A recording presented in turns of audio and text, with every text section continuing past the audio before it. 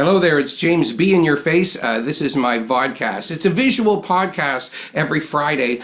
This is April 20th, 2020, and if you are watching this in live time, you know we're all shut in. We're spending a lot of time with our computers and cell phones. If you want to know more about really interesting people in Toronto, artists and musicians, you can go through jamesb.ca and see all of the different vodcasts, and you learn a lot about some very cool people.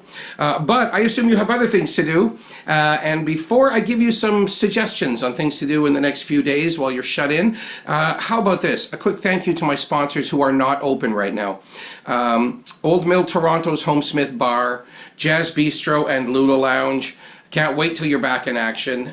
Hughes Room Live, I know it's closed now for the foreseeable future, but they are looking for a venue, and I wish them luck. I love those guys. And Barbarian Steakhouse, 7 Elm Street. You could order takeout, or you could have delivery. I don't think they're going to be open for business. Paul Barber, barberfinancial.com. Perhaps you need some help for your finances. This is not a money lending place, but he can help you with your finances for next year. While you're doing your taxes this year, you're probably like, oh, I should probably call that guy. Well, you can do it now. The other thing is, if you are in your house right now, wash your hands, clean your room, do your homework. I know I sound like your parents, but or work from home. Do your homework or work from home, depending on what position you're in. Taxes might be an idea. Those aren't too exciting, though. How about writing to your friends? Send somebody an email, add some pictures of some happier times, and remind them you love them and you can't wait to hug them and see them again. That would be a sweet thing to do. It'll make you feel better. It'll make them feel great. Perhaps you want to read a book. Perhaps you want to paint a picture.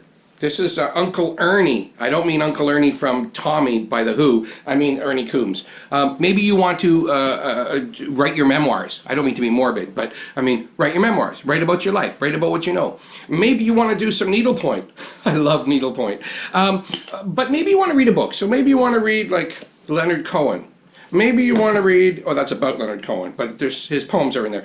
Maybe you want to read Dr. Seuss. This is heavy, man. I mean, literally heavy. I'm almost finished. Or maybe you want to read this. You can buy this online. I'm Not Naked Anymore. Sonya Cote is an amazing woman, and she's my guest this week. So let's talk to Sonya Cote right now. And hello. Hi. Hey, how are you? Nice to see you. Sonya Cote, I'm Not Naked Anymore. You know, a lot of people think they should write a book. Yes, you did. You wrote a book. I did write a book. How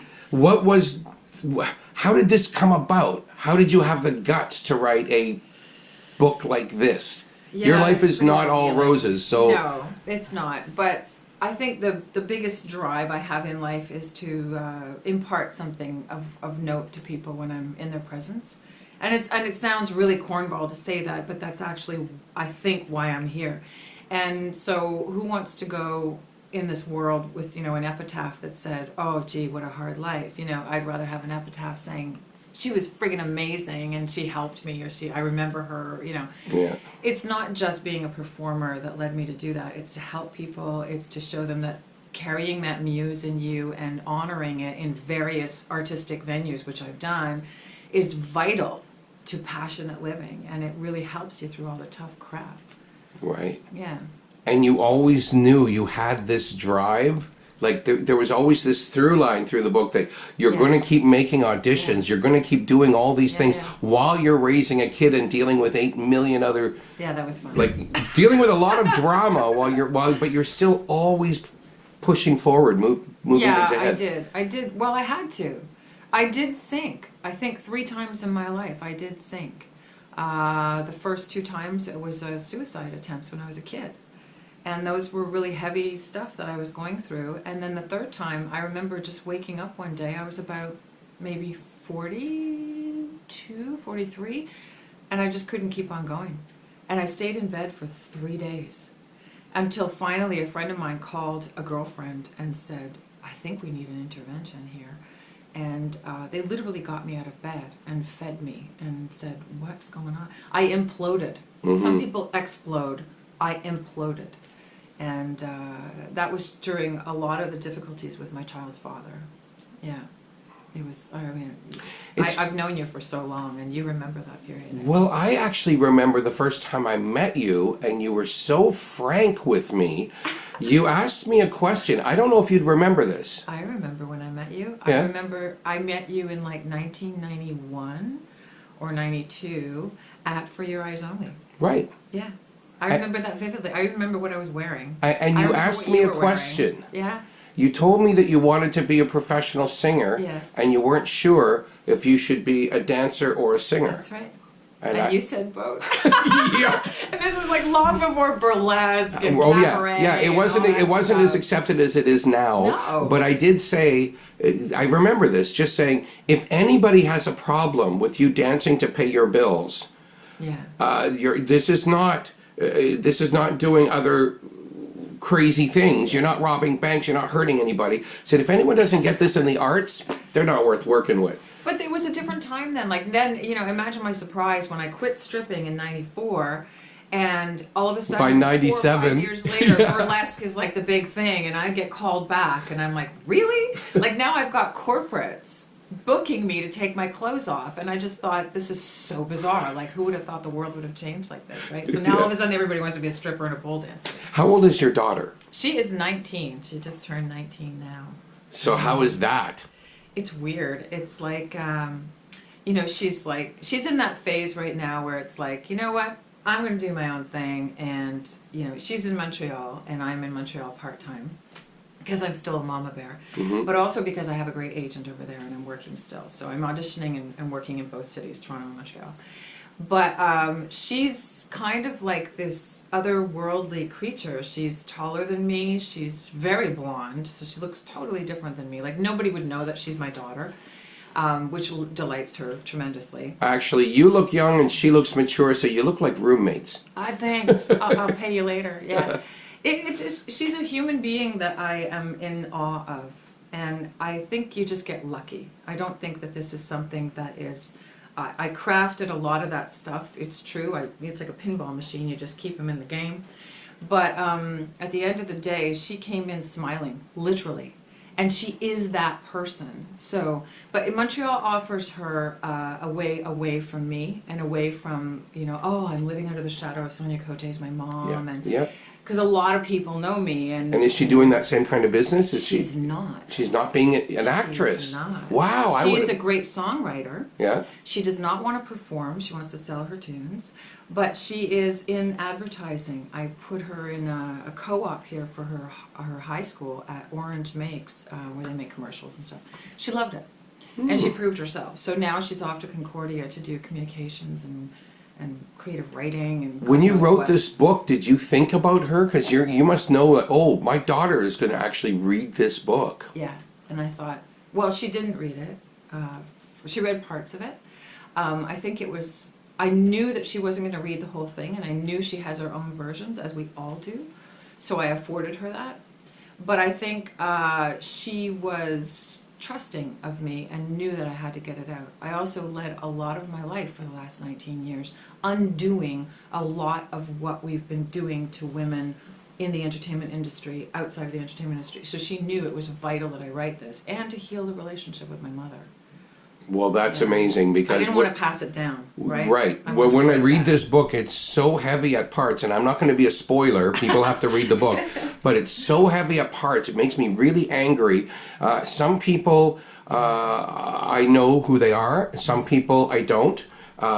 Some people I kind of recall. A lot of people are in the front line. So there are people that, Yes. that are named in this book that or that are alluded to in this book, and they're not very nice people. And so, you know, the Me Too movement from the Time's Up, this stuff finally came to pass. But Yes. when you were going through the ranks, this wasn't around. No, there was nobody to talk to about it. You know, the incidents that did happen on set as an actor, ACTRA did nothing, my agents did nothing. The music scene was, like all the record labels and stuff, they were rife with all of this. Right. And So we didn't when talk you about become it. the person who doesn't play along, you can lose a record deal, you can lose a government grant, you can lose anything because the people I you're did. working with have ulterior motives. I lost both of those that you Yeah. mentioned. And to boot, I like to say, you know, in a flippant moment, I just didn't sleep with the right people. Right? I should have slept with the right people, then I'd have like this amazing career. And because it was kind of alluded to and sort of suggested and then leaned on, and then, oh, is she going to go there? And then I don't. And then they kind of find ways to can you. Yeah. And I had that at so many turns with so many different music projects.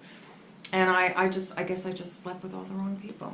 Now, there were some people you didn't sleep with, who I don't mean it that way. There were only a few. No, I mean in your book. My way through the In your book, population. there are some people, Jordan Klopman and Tony Corrington, Yes. people that come across Yeah. as saintly. They're nice, normal people, but They're great because you guys. meet so many creeps, they seem saintly now, right? They do seem, well, I'll tell you, Jordan is saintly. Yeah. Because Jordan really does see a higher purpose to his playing and his people that he works with.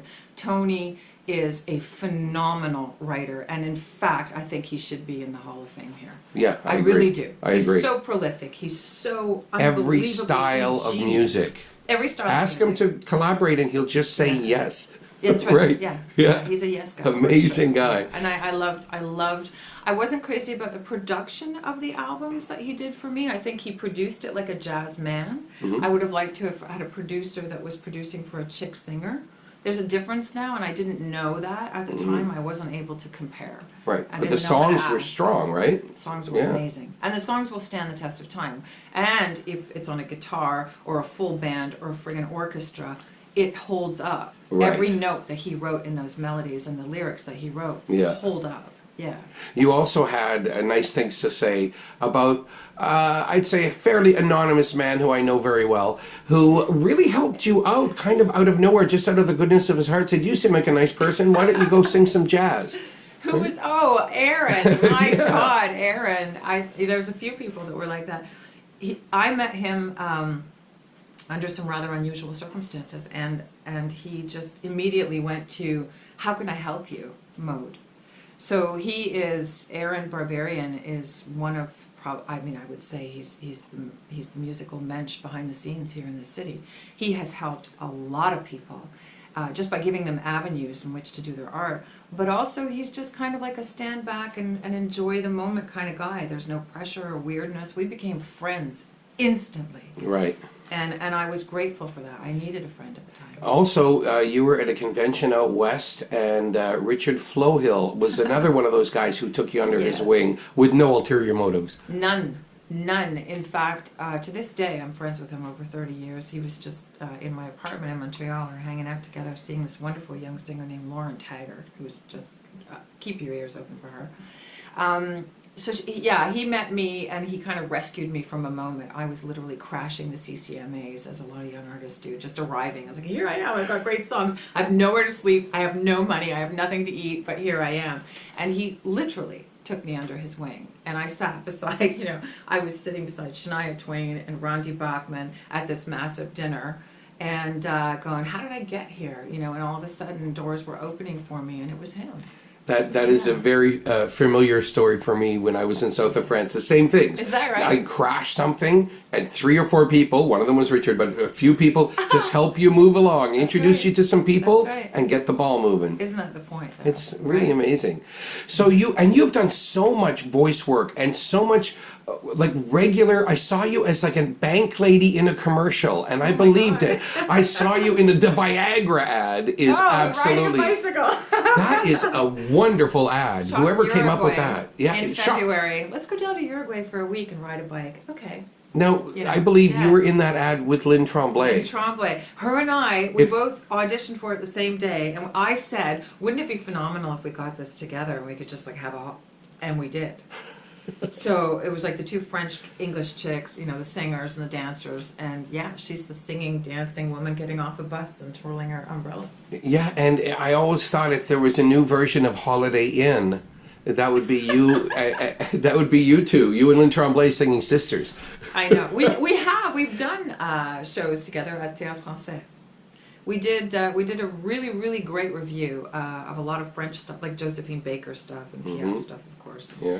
And she's just great. So you've played around the world. You've done cabaret. You've done now occasionally, I guess, burlesque. Right? Does that ever happen? I still do the occasional host burlesque show, where I'm called in to do the burlesque thing, but not necessarily always with stripping. It's Right. mostly just to roast somebody and to be the hostess and because you have to have a certain sensitivity to do that. You have to involve the guy's wife often or their partner, because if you don't have everybody behind you. Right. Burlesque is now, in my opinion, a little, pardon the pun, perverted.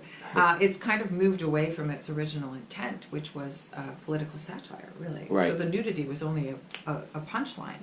Yeah. It was not about the nudity. It was about doing that in a way that was going to offend society in one form or another. And often that was nudity, but not always. And now everything goes. And now everything goes, and thankfully. In a way, it's like the death of the original stuff, but in another way, we're not having any more pretenses. People don't have to pretend anymore to be who they are, to be thin, to be young, to be partnered with the right person, to be whatever sex I don't give a damn. I'm of the I don't care camp, but you and I are there, and we've been there for centuries. Right. But it is important to be talking about it. Decades. Decades, I know, right? Okay, fine, decades. Centuries. I just have better Botox. Yeah, it's a phenomenal time to be alive, for sure. Now, with this book, what can happen now? Is this going to be made into a movie? Are you gonna do any readings from it? I have approached a couple people. Telefilm has the book. I am interested in hearing from people who are interested in turning this into a book, or a movie rather, and I think it might actually make a better television series, because it is so jumpy and Right. there's so many reasons for cutaways to the past. It's not only relevant for now, it'll be relevant forever, because I think the predominant theme in this is just get up and do it again and try to be a better person while you're at it. Not for Yeah. other people, for Yeah. yourself. And there's ways, and life is not always kind, and there's ways of getting around the worst of it. And you need to honor yourself. You always need to honor yourself. Well, it's such a well-written book. I have to say, I've been a fan of your music and of what you do on stage, but I didn't really expect this to be a book that you would read. It's a backwards compliment I'm giving you. I couldn't put it down. I read this in like 3 sittings. I couldn't put it down, because it's just when you're, I don't know if I can read anymore, then there's a little ray of hope. Yeah. Then there's a little ray of sunshine in the book, and then it goes back into the dark places again. Yeah, it's kind of like everybody's life. And I think I write in a style, as Richard Flohill said, and he does too, of just talking to people. Right. I'm just talking to you. And I mean, I don't think I'm a great writer. Hell, my former mother-in-law, Margaret Atwood, is way better at that than I am. But it speaks to a lot of people because it doesn't make any pretenses. Yeah. Well, it tells the truth. I just had Gordon Smith on last week, and he talked about Hollywood and really named names and how bad some things were. Yeah. And so you have done the same right here in Toronto to kind of give people a heads up. And like you say, it doesn't change that much, does it? It doesn't change that much, except it changes people. It might not change the industry right away, but this approach changed my daughter. My daughter's Me Too conversations are whatever. She doesn't really register a lot of that. She doesn't have trauma in her past. And that was my main focus with her. Right. She give her a better life, yeah. She has trauma from, difficulties with her dad, but she doesn't have trauma from the sexual abuse point, which was massive, or the harassment point. She knows what to do in a harassment situation. She wouldn't even think twice. Right. So that is a win. Right. No, you gave her the everyone. ammunition. She knows that she has rights and that she knows how to deal with these things. A lot of her girlfriends are like that. Yeah. I think we're on a new time. She also told me she thinks you're a great writer. My daughter did? I spoke with her a couple days ago. Did you really? Oh my Yep. God, that's so amazing. Yep. Aw, thank you. She's a great writer too. Her stories are phenomenal. Songwriting and short story writing. This girl has talent. So, Cool. But my mother was a writer. My father was a journalist. We were all musicians. We're all steeped in that. My older brother's a musician as well. So book aside, what comes next? Oh my goodness. Well, I'm jumping on a plane to Belize first. Let me gather my thoughts somewhere warm. But I am, as I said, I just split my time between Toronto and Montreal, and I have a new agent in Montreal who's knocking down a lot of doors in the space of 6 weeks, I think I've done like 4 voiceovers and 1 television show. I've got a great agent here in Toronto as well, and the season is just about to start. So I have left a lot of my life here. I have downsized, and I'm now, with a pied-à-terre in both cities. Mm-hmm. And I just want to actually be a gypsy for a while. My daughter's not with me in physical form anymore. She has her own place. So this is now like, and to be honest with you, wow, and I can't believe I'm going to make this declaration. I need to get back to singing. Mm-hmm. I know that, I sometimes wonder why would I want to do that. Right. Well, for your spirit, Here. if it's for the money, Yeah. probably not a good time. But if it's for the spirit, I think it's very important. I think my money's great. I mean, I've got voiceovers going on, I'm acting, and I'm a regular player, and I'm very fortunate as a Canadian to be calling that my primary career. Yeah. But yes, singing misses me, and I miss singing. Well, I hope you're writing songs with Tony and recording with Jordan once again. Thank you so much. Thank you so much. Great. And congrats on the book. Thank you very much. Thank you, Sonya Cote. What an amazing woman. What a wild life. Whatever you do in the next week, please take care of each other. Be good to each other. Don't hoard.